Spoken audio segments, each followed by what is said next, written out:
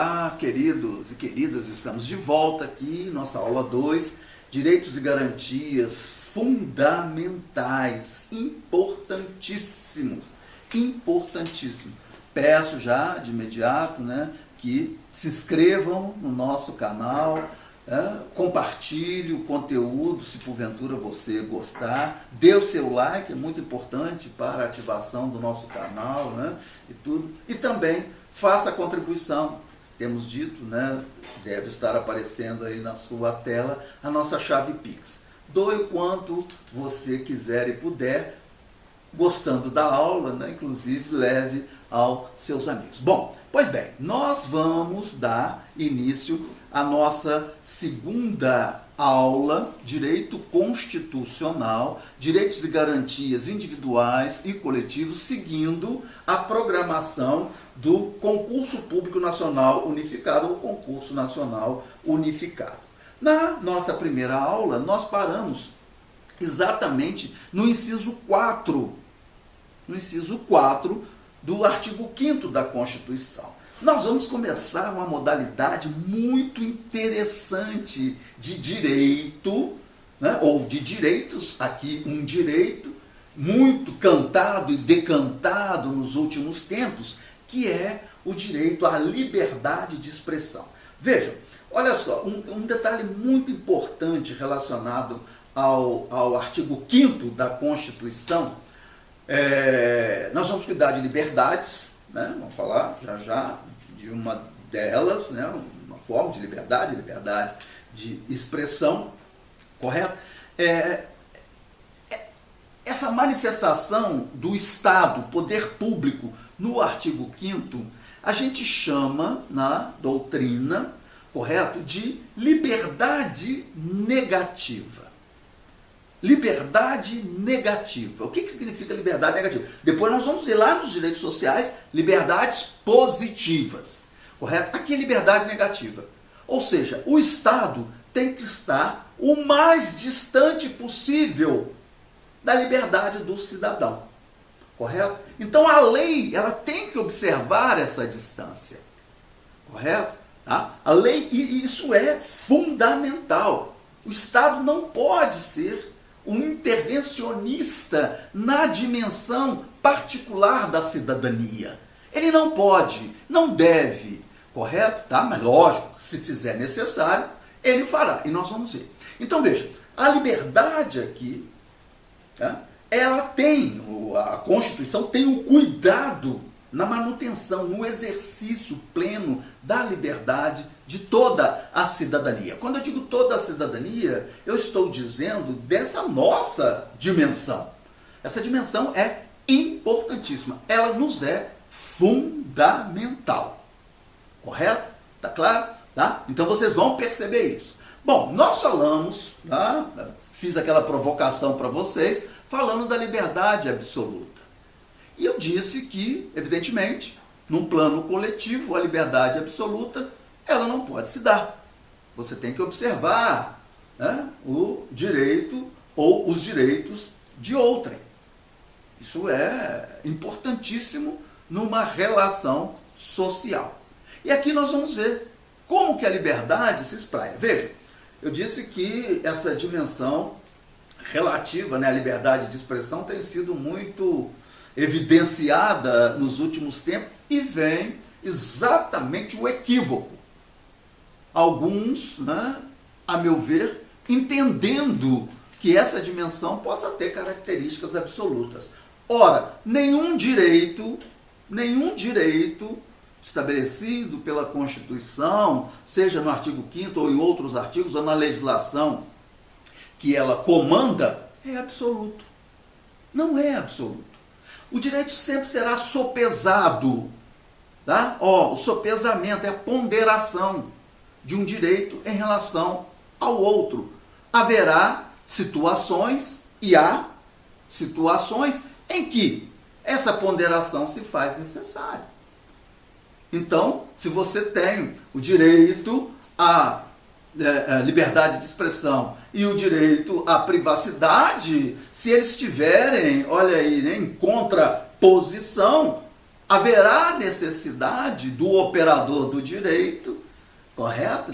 Realizar essa ponderação. Aqui eu digo o Poder Judiciário. Tá claro? Perceberam? Então, não é absoluto. E vocês verão que não. Você terá sua liberdade se você não exercê-la com responsabilidade. Você verá o que vai acontecer. Então, vejam. Aí vai dizendo a Constituição. Inciso 4.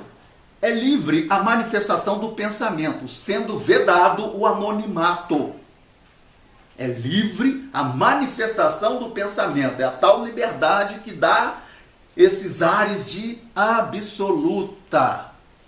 Correto? Mas a Constituição, vírgula, sendo vedado o anonimato. Por que a vedação do anonimato? O que é o anonimato? É você imaginar que você está atrás de um computador, fazendo isso e aquilo, com a sua tal liberdade de expressão, achando que está absolutamente protegido, que tudo que você pode colocar é possível. Não.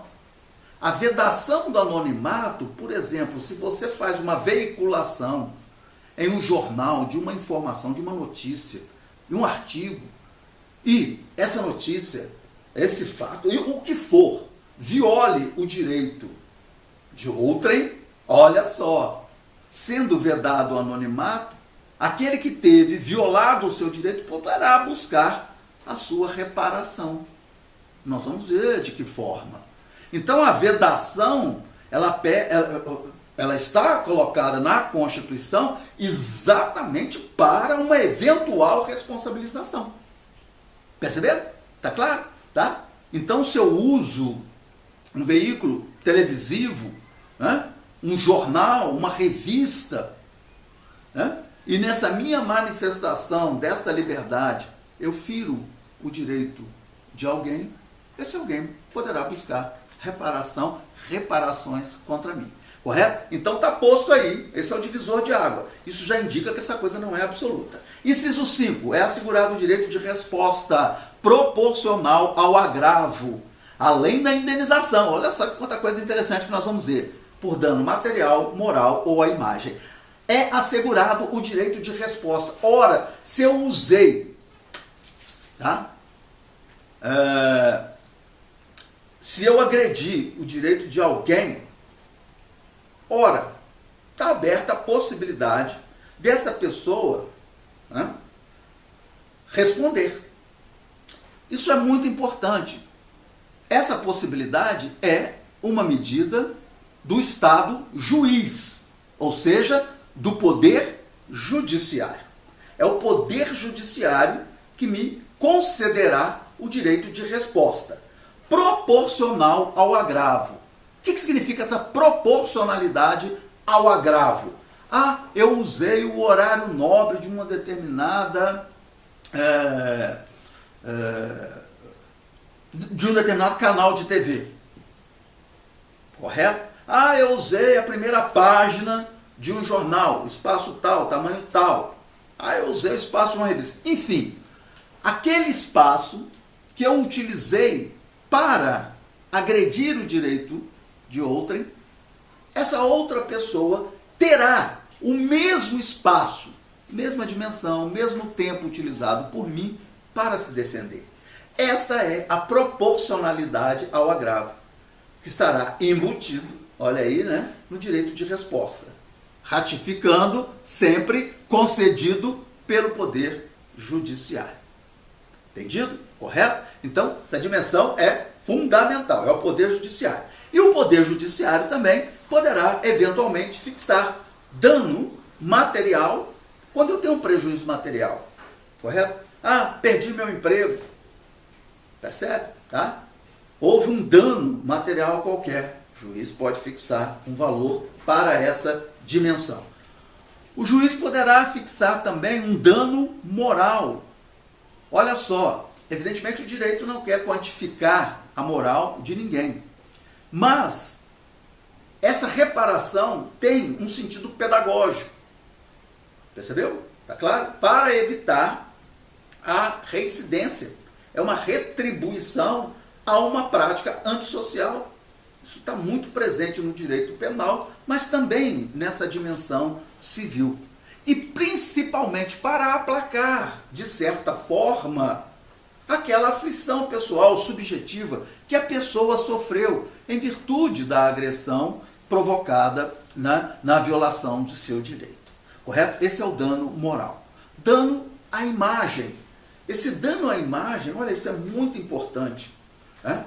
É a opinião, a ideia que as pessoas têm de você, naquela coletividade que você pertence. Ah, você é um advogado, você é um médico, você é um pastor, você é um padre, você é um professor.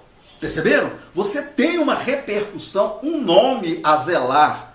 Perceberam? Então, diante da agressão, também o Poder Judiciário poderá contemplar e contempla a indenização, né, por dano à imagem. E muito importante, tá? Essas indenizações são cumulativas. Ou seja, o juiz pode, em virtude de um único ato, determinar indenização por dano material, moral ou à imagem. Correto? Tá vendo? Olha as consequências, hein? Se você exerce de forma aberta, desabrida, o seu direito de liberdade de expressão. Você pagará. Percebe? Então, volto a dizer, não é absoluto. Bom, na sequência, vai dizer, olha aí, também na continuidade de nossa liberdade, é inviolável a liberdade de consciência e de crença. Percebe? Isso vale para o Estado e vale também para a cidadania. O Estado não pode intervir. O Estado é laico. No Brasil, a nossa legislação, a nossa Constituição cuida do laicismo. Ou laicismo. Perceberam? Tá claro? Então isso é muito importante. Muito importante. Uma outra dimensão da liberdade. A liberdade aqui, a liberdade, nós vamos falar mais dela embaixo, né, que é especificamente dela embaixo, que é a liberdade religiosa, mas aqui também a liberdade de consciência e crença. Tá? Ah, eu sou ateu. Isso é uma liberdade de consciência, não é religiosa. É de consciência. Perceberam? Tá claro? Sendo assegurado o livre exercício dos cultos religiosos, olha aí, e garantida, na forma da lei, a proteção aos locais de culto e suas liturgias. Entrando também, olha, aqui está mais amplo, isso é interessante porque também no inciso 7 ele continua falando, né, da liberdade religiosa, mas aqui especificamente cuida dessa liberdade de consciência e de crença, que também pode ser, evidentemente, uma dimensão religiosa, porque aqui entra tudo. Aqui entram todas as manifestações espirituais do homem. Está protegido. Ah, eu tenho uma seita. Está protegido. Desde que essa seita não viole direito de outra, está protegida. Ah, o fulano de tal é satanista. Está protegido. Desde que ele não exerça nenhum tipo de culto que demande violação de direitos de outras pessoas. Perceberam? Tá claro? E olha só, hein? Assegurado o livre exercício dos cultos religiosos e garantida na forma da lei a proteção aos locais de culto e suas liturgias. O que significa suas liturgias? Essa expressão significará exatamente a proteção da ritualística, do ritual de determinadas religiões. Não cabe aqui, mas a gente poderia discutir, que é um tema de meu interesse, as questões que envolvem o universo religioso, o fenômeno religioso. Mas aqui não, aqui está dizendo da proteção. Se você exerce, e se não há nenhum prejuízo para a sociedade, para a coletividade, o seu ritual, a sua liturgia, o seu culto estará protegido. Isso é importantíssimo. A Constituição não cria, a Constituição não tem, né? Olha aí, uma religião para chamar de sua. O Estado é laico. Perceberam? Então entendamos isso. Também a minha religiosidade não é absoluta. Eu não posso impor a minha opção religiosa ao outro. e a Constituição deixa isso bem claro. Bom, na sequência, a Constituição, no inciso 7, vai dizer que é assegurada, nos termos da lei, a prestação de assistência religiosa nas entidades civis e militares de internação coletiva. Isso é muito interessante. Civis e militares. Civis, correto? Tá? Então você tem nos hospitais, né? Você tem presídios, acredito que muitos já tenham visto, visitas, né? Pessoas religiosas levando sua assistência religiosa aos hospitais, né? Aos nosocômios, né? Termo jurídico para cuidar de hospitais, correto? Levando também assistência religiosa às penitenciárias, né? Às vezes, se for possível, aos presídios, correto? Tá claro? E, olha só, aqui fala militares. Isso é muito importante. Por que que fala militares? Porque a ideia do militarismo, seja nas Forças Armadas, Marinha, Exército e Aeronáutica, seja nas polícias, né, militares, né, das unidades federadas, correto? Os corpos de bombeiros, percebeu? Tá? São locais que pode haver o confinamento, a caserna. Isso é importante, esse termo, caserna. Não esqueçam, eu sou da Justiça Militar, né? Estudo esse tema há muito tempo, né? Direito penal militar, direito processual penal militar, direito administrativo, que é, né, o que cuida mais desse ponto, militar. Perceberam? Tá claro? Então a caserna, ao confinamento. Então muitas vezes, a Constituição está autorizando nessas instituições militares que haja assistência religiosa. Há um tempo atrás, isso era prestado por um padre, dada a sua formação, né? Não tanto pela religião, mas pela formação. A formação de um padre, né? Ensino médio completo, depois um curso superior, filosofia, teologia, né? Depois a sua formação, enfim, havia, né, um elemento formal muito evidenciado no sacerdócio da Igreja Católica. Hoje não. Hoje você tem isso aí, o curso de teologia aberto, então isso aqui é um concurso para o capelão, que vai ministrar essa assistência religiosa. Percebeu? Então pode ser um pastor, pode ser um presbítero, pode ser um padre, desde que tenha uma formação compatível com aquilo que for exigido no edital. Perceberam? Tá claro? Então a Constituição está autorizando que haja nesses espaços a possibilidade de haver assistência religiosa. Correto? Tá claro? Bom, então vamos lá, olha aí, inciso 8º, né? Não sei se está chegando ao nosso final aqui, eu tenho que ficar atento, né? Quantos minutos faltam aí? Vou perguntar minha técnica. Então, ainda temos 5 minutinhos, percebeu? Né? Peço que me lembrem aí, se estiver acabando, para a gente não violar o tempo da nossa aula. Bom, então vamos lá, olha só. Aí vai dizer também no artigo 8º que ninguém será privado de direitos por motivos de crença religiosa ou convicção filosófica ou político, salvo se as invocar para eximir-se de obrigação legal a todos imposta e recusar-se a cumprir prestação alternativa fixada em lei. Então, ninguém será privado dos direitos por motivo de crença religiosa. Né? Então, abrindo um parênteses aqui, isso é interessante, né? Esse formato de aula aqui, vou lendo os incisos da Constituição, você poderá nos assistir, poderá ouvir, né? Aí, como se fosse um podcast, nos seus deslocamentos, nos seus exercícios.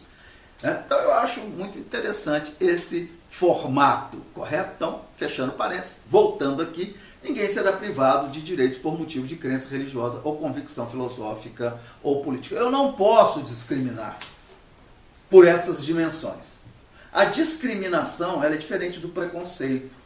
Né? Pena que não é objeto do nosso estudo, mas ali no artigo 1º, no 2º, 3º, até o 4º da Constituição, mas em especial no artigo 3º da Constituição Federal, a gente fala dos objetivos, né, da República Federativa do Brasil, e ali fala do repúdio, o artigo 4 também, repúdio ao preconceito, a discriminação, enfim, a distinção entre discriminação e preconceito, isso é muito interessante, percebe? O preconceito você tem consigo, eu tenho comigo, o direito não tem como punir essa subjetividade, o direito é um elemento objetivo, ele pune objetividades. correto? Então a discriminação, ela é uma objetividade. Perceberam? Tá claro? Então quando eu impeço alguém, eu proíbo alguém, eu xingo alguém, né? Olha aí, percebe? Isso é um ato claro, concreto, caiu no mundo. É uma discriminação. Percebeu? Então, olha só, se eu faço impedindo o acesso a um trabalho, ou demitindo por conta disso, impedindo acesso a determinados lugares, por ter essa ou aquela crença religiosa, convicção filosófica, né, ou política, também tem cantado e decantado aí a questão do socialismo, do comunismo, de conservadorismo. Seguramente as pessoas, infelizmente, desconhecem esses conceitos e seria muito importante que os conhecessem. Perceberam? Tá claro? Então veja, eu não posso discriminar. A pessoa tem garantida, protegida essa dimensão. Correto? Tá claro? Então só para terminar aqui, para a gente não fechar, para a gente não ficar aqui fora do nosso tempo, salvo-se as invocar para eximir-se de obrigação legal a todos impostos e recusar-se a cumprir a prestação alternativa fixada em lei. Vou dar um exemplo muito interessante, eu falei ainda há pouco do direito administrativo militar. Lá está, na legislação que cuida, por exemplo, do serviço militar inicial obrigatório. Lá, o jovem, entre 18 e 19 anos, ele pode declarar que é, por exemplo, budista. Né? E dentro dessa prática, ele não é adepto à violência, ao uso de armas. Então ele será deslocado para uma prestação alternativa. As Forças Armadas, em especial o Exército, possuem, né? Possui o Exército, né, convênios com entidades para o exercício dessa atividade, dessa prestação alternativa. Se você se furta a essa obrigação, que é estou dando um exemplo, tem várias outras obrigações, tá? Se você se furta, aí sim você sofrerá as consequências. Percebe? Tá? Por quê? Porque você está violando uma obrigação que é a todos imposta. Correto? Tá claro? Tá? Então o Estado está respeitando a sua liberdade. Mas você terá, por respeito à coletividade, que prestar uma atividade, percebeu? Uma atividade alternativa. Correto? Tá claro? Nós vamos parando por aqui, mas na sequência nós vamos continuar, virar aí a nossa aula 3. Aquele abraço, peço novamente, né? Aí, aquele mantrazinho, inscreva-se, compartilhe, dê o like e contribua. Contribua para que o nosso projeto possa crescer. Correto? Está aí aparecendo em algum ponto da tela a nossa chave Pix. Peça a quantia que você desejar, quiser, porque eu quero trazer outros professores. Já estou entabulando com alguns de uma professora excelente de português, informática. Vamos trabalhar primeiro com essas matérias básicas, depois a gente vai sofisticando a coisa. Correto? Tá bom? Então, contribua aí, por gentileza, e aquele abraço. Em breve voltamos. Tá? Tchau.